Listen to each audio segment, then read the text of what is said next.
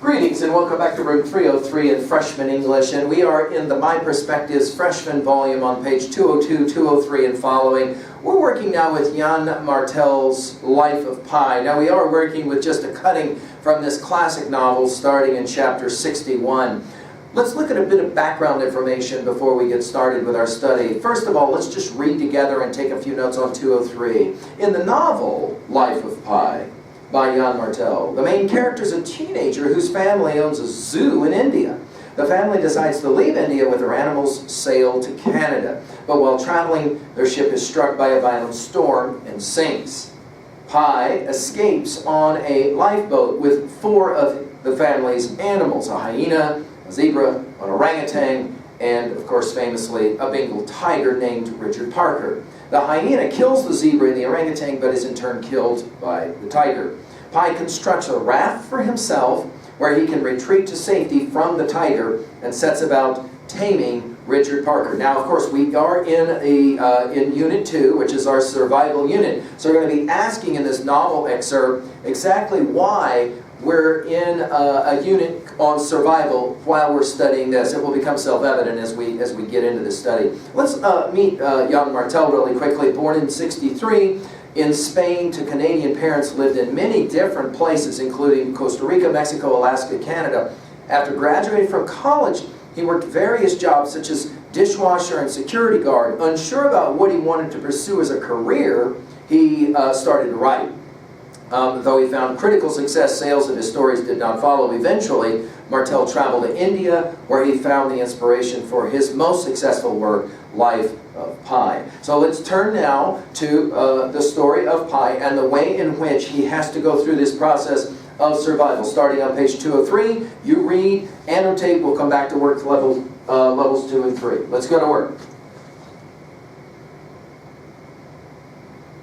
Of Pi, Yann Martl. Chapter 61. The next morning I was not too wet, and I was feeling strong. I thought this was remarkable considering the strain I was under and how little I had eaten in the last several days. It was a fine day. I decided to try my hand at fishing for the first time in my life. After a breakfast of 3 biscuits and 1 can of water, I read what the survival manual had to say on the subject. The first problem arose: bait. I thought about it. There were the dead animals, but stealing food from under a tiger's nose was a proposition I was not up to. He would not realize that it was an investment that would bring him an excellent return. I decided to use my leather shoe. I had only 1 left. The other I had lost when the ship sank. I crept up to the lifeboat, and I gathered from the locker 1 of the fishing kits, the knife, and a bucket for my catch. Richard Parker was lying on his side. His tail jumped to life when I was at the bow, but his head did not lift. I let the raft out. I attached a hook to a wire leader, which I tied to a line. I added some lead weights. I picked 3 that had an intriguing torpedo shape. I removed my shoe and cut it into pieces. It was hard work. The leather was tough. I carefully worked the hook into a flat piece of hide, not through it, but into it, so that the point of the hook was hidden. I let the line down deep. There had been so many fish the previous evening that I expected easy success. I had none. The whole shoe disappeared bit by bit. Slight tug on the line by slight tug on the line. Happy freeloading fish by happy freeloading fish. Bare hook by bare hook, until I was left with only the rubber sole and the shoelace. When the shoelace proved an unconvincing earthworm, out of sheer exasperation I tried the sole, all of it. It was not a good idea. I felt a slight, promising tug, and then the line was unexpectedly light. All I pulled in was line. I had lost the whole tackle. This loss did not strike me as a terrible blow. There were other hooks, leader wires, and weights in the kit, besides a whole other kit. And I wasn't even fishing for myself. I had plenty of food in store. Still, a part of my mind, the one that says what we don't want to hear, rebuked me. Stupidity has a price. You should show more care and wisdom next time. Later that morning, A second turtle appeared. It came right up to the raft. It could have reached up and bit my bottom if it had wanted to.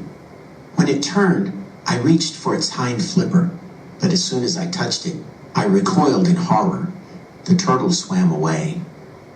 The same part of my mind that had rebuked me over my fishing fiasco scolded me again. What exactly do you intend to feed that tiger of yours? How much longer do you think he'll last on 3 dead animals? Do I need to remind you that tigers are not carrion eaters? Granted, when he's on his last legs, he probably won't lift his nose at much.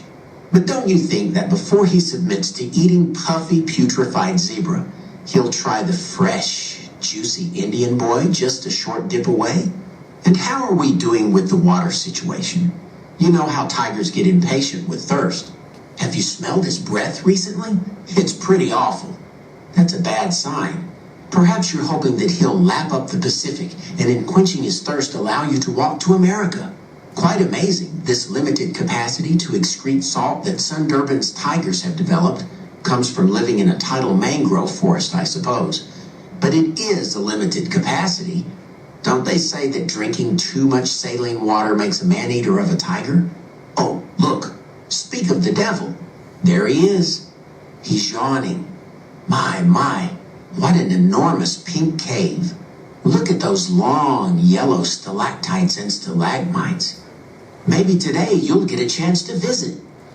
All right, let's pause for a moment and write it down. Now, the genius, of course, of this text is the power of self-talk. Write it down. We're already seeing the self-talk beginning in paragraph 6, right? When he rebukes himself, stupidity is a price, you should show more care and wisdom next time. And then by paragraph 9, the paragraph we just finished, notice we have a series of questions that are engaging in self-talk. That is to say, when we are in survivor mode and we're alone, we'll often speak directly to ourselves. Now jump to 3b in a personal observation here. You'll remember in our comments that we made about how when we sit down to write, we'll do this thing called jam writing, which is allowing the writer, the creative writer voice, to just write with the editor's voice, you know this is a really bad thing, to kind of stand down. Notice though, this is the editor's voice, this is that other voice, this is that coach's voice, as we sometimes will refer to it, that will speak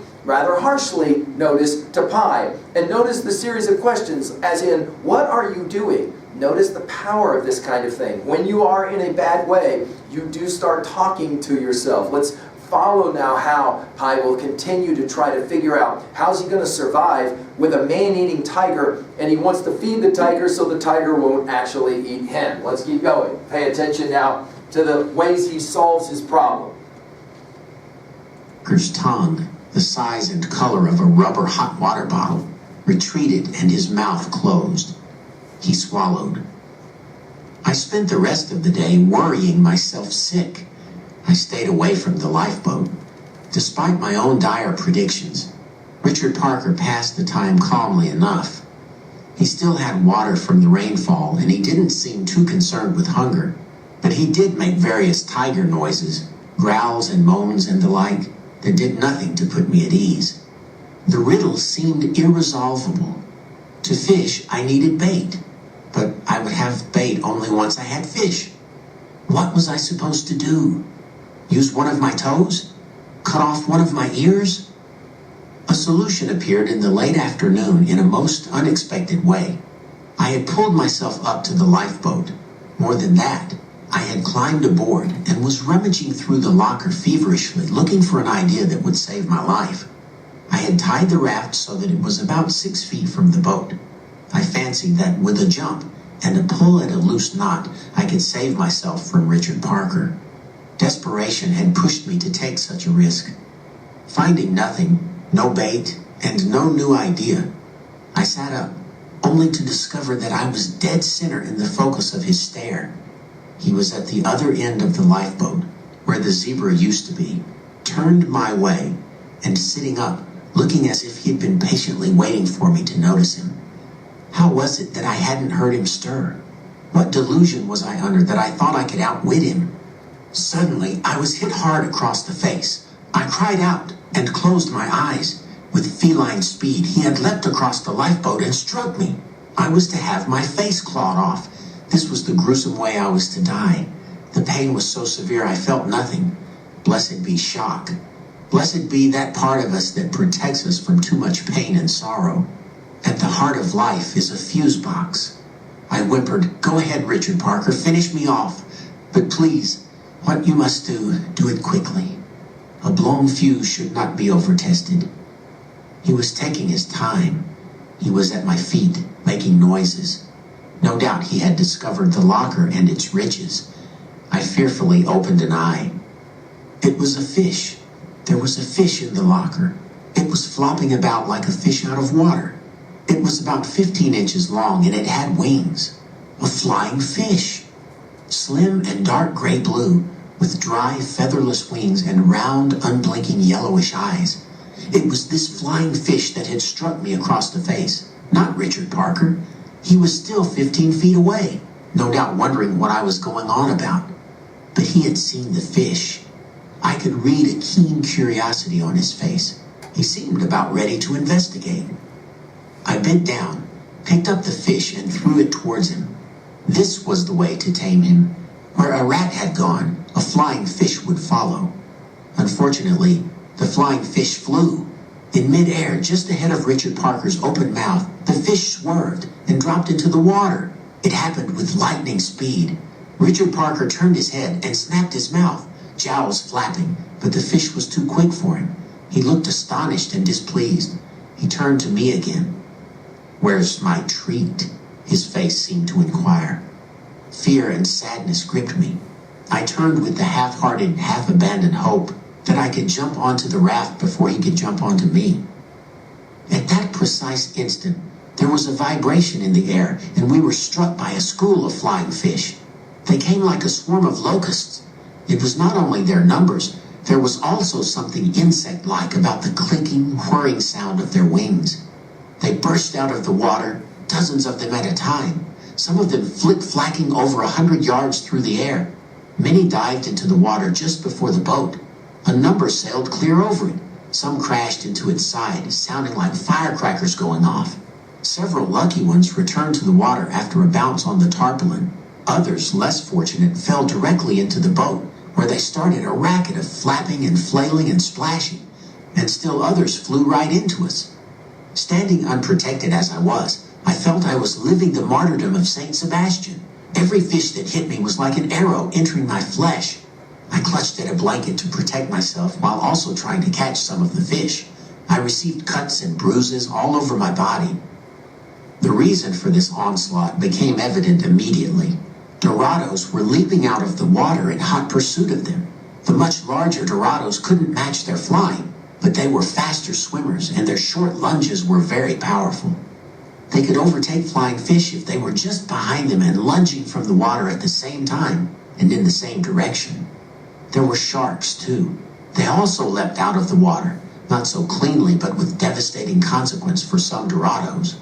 This aquatic mayhem didn't last long, but while it did, the sea bubbled and boiled, fish jumped, and jaws worked hard. Richard Parker was tougher than I was in the face of these fish, and far more efficient. He raised himself and went about blocking, swiping, and biting all the fish he could. Many were eaten live and whole, struggling wings beating in his mouth. It was a dazzling display of might and speed. Actually, it was not so much the speed that was impressive as the pure animal confidence, the total absorption in the moment. Such a mix of ease and concentration, such a being in the present, would be the envy of the highest yogis. When it was over, the result, besides a very sore body for me, was 6 flying fish in the locker and a much greater number in the lifeboat. I hurriedly wrapped a fish in a blanket, gathered a hatchet, and made for the raft. I proceeded with great deliberation. The loss of my tackle that morning had had a sobering effect on me. I couldn't allow myself another mistake. I unwrapped the fish carefully, keeping a hand pressed down on it, fully aware that it would try to jump away to save itself. The closer the fish was to appearing, the more afraid and disgusted I became. Its head came into sight. The way I was holding it, it looked like a scoop of loathsome fish ice cream sticking out of a wool blanket cone. The thing was gasping for water, its mouth and gills opening and closing slowly. I could feel it pushing with its wings against my hand.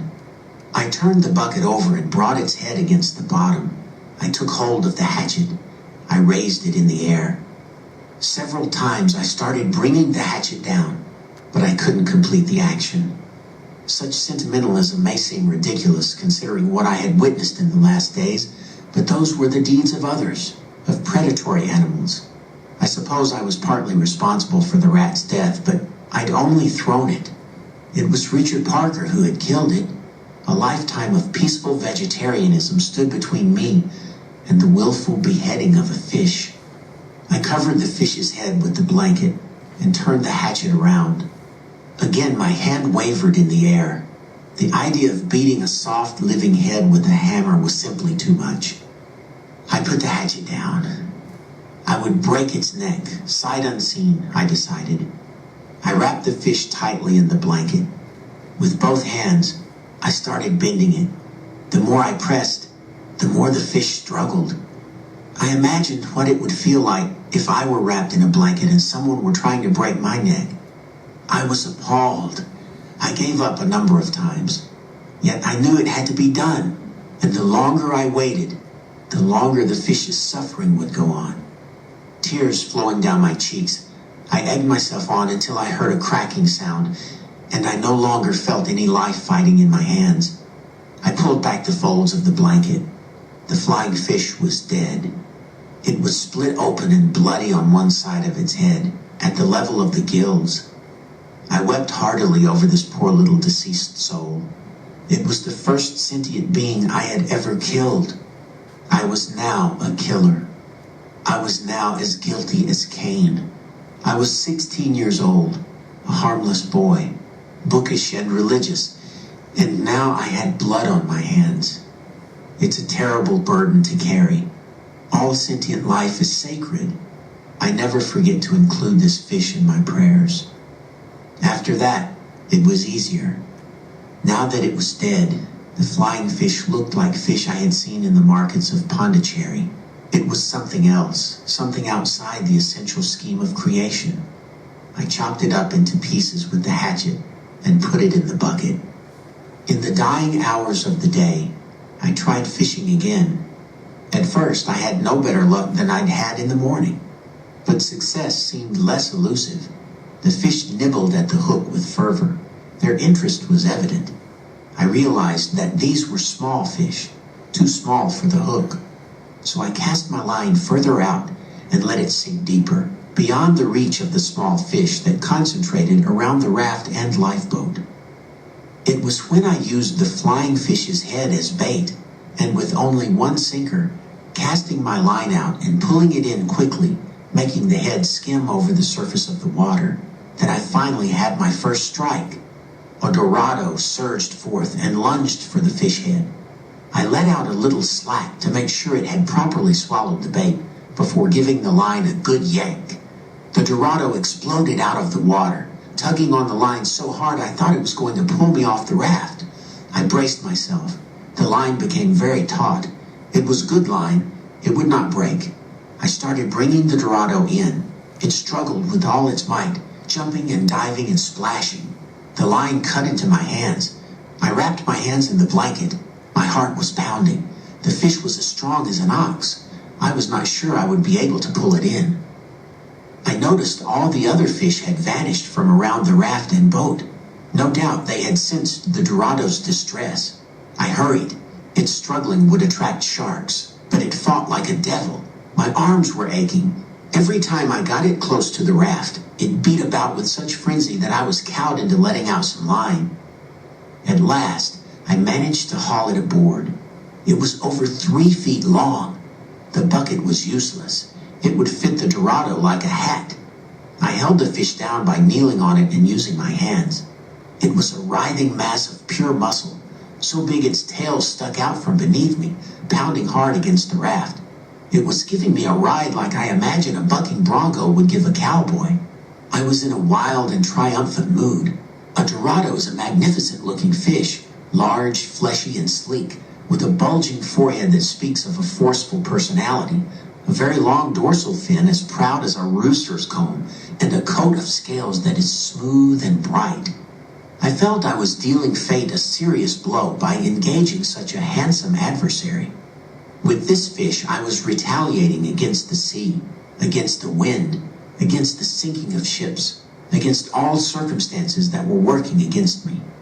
"Thank you, Lord Vishnu, thank you," I shouted. "Once you saved the world by taking the form of a fish, now you have saved me by taking the form of a fish. Thank you, thank you." Killing it was no problem. I would have spared myself the trouble. After all, it was for Richard Parker, and he would have dispatched it with expert ease, but for the hook that was embedded in his mouth. I exulted in having a Dorado at the end of my line. I would be less keen if it were a tiger. I went about the job in a direct way. I took the hatchet in both my hands and vigorously beat the fish on the head with the hammerhead. I still didn't have the stomach to use the sharp edge. The Dorado did a most extraordinary thing as it died. It began to flash all kinds of colors in rapid succession. Blue, green, red, gold, and violet flickered and shimmered neon-like on its surface as it struggled. I felt I was beating a rainbow to death. I found out later that the Dorado is famed for its death knell iridescence. At last it lay still and dull-colored, and I could remove the hook. I even managed to retrieve a part of my bait. You may be astonished that in such a short period of time I could go from weeping over the muffled killing of a flying fish to gleefully bludgeoning to death a Dorado. I could explain it by arguing that profiting from a pitiful flying fish's navigational mistake made me shy and sorrowful, while the excitement of actively capturing a great Dorado made me sanguinary and self-assured. But in point of fact, the explanation lies